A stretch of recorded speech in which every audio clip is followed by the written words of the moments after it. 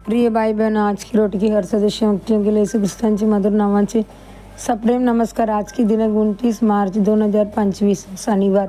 प्रभूचे आपण मी माझ्या प्रियकरांच्या आगे आणि माझ्या प्रियकर माझ्या आगे. श्रेष्ठ गीत 6 अध्याय 3 वचन. आपण प्रभूचे आहोत आणि प्रभू आपला आगे. जेव्हा आपण त्याला स्वीकारतो तेव्हा तो आपल्यासाठी आपल्यासोबत आणि आपल्या अंतःकरणात असतो.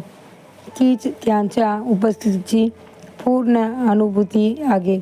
जेव्हा संयुक्त राष्ट्राने स्वातंत्र्य मिळवून प्रजासत्ताक घोषित केले तेव्हा अध्यक्ष अब्राहम लिंकन यांनी प्रजासत्ताकाचे वर्णन असे केले: लोकांचे सरकार, लोकांद्वारे चालवलेली आणि लोकांसाठी असलेली सरकार. या तिन्ही गोष्टींवर विचार केला असता आपण ख्रिस्ती जीवनात यांचे प्रतिबिंब पाहू शकतो.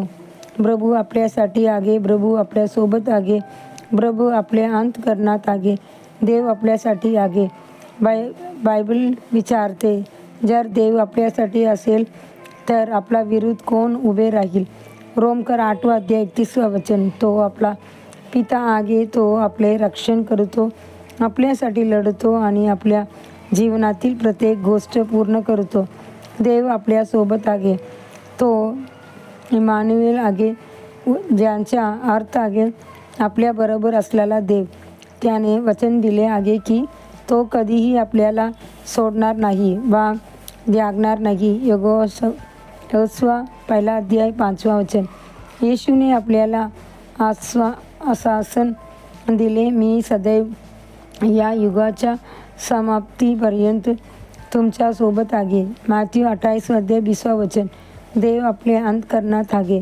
पवित्र आत्मा आपल्यामध्ये वास करतो आणि आपले शरीर त्यांचे मंदिर आहे. येशू म्हणतो, पण तुम्ही त्याला ओळखता कारण तो तुमच्यासोबत आहे आणि तुमच्यामध्ये राहील. योहान अध्याय 14-17 वचन. तुमचे शरीर पवित्र आत्म्याचे मंदिर आहे, जो तुमच्यात आहे आणि तुम्हाला देवाकडून प्राप्त झाला आहे. हे तुम्हाला माहीत नाही काय आणि तुम्ही स्वतःचे नाही. 1 कोरिंथियर 6 अध्याय 19 वचन. यदि परमेश्वर स्वर्गात राज्य करतो तरी तो आपल्यासाठी आहे. येशू ख्रिस्त देवपुत्र आपल्यासोबत आहे. पवित्र आत्मा आपल्या अंतःकरणात आहे, त्यामुळे आपली आत्मा, मन आणि शरीर ख्रिस्ताचे पुनरागमनापर्यंत पवित्र राहो.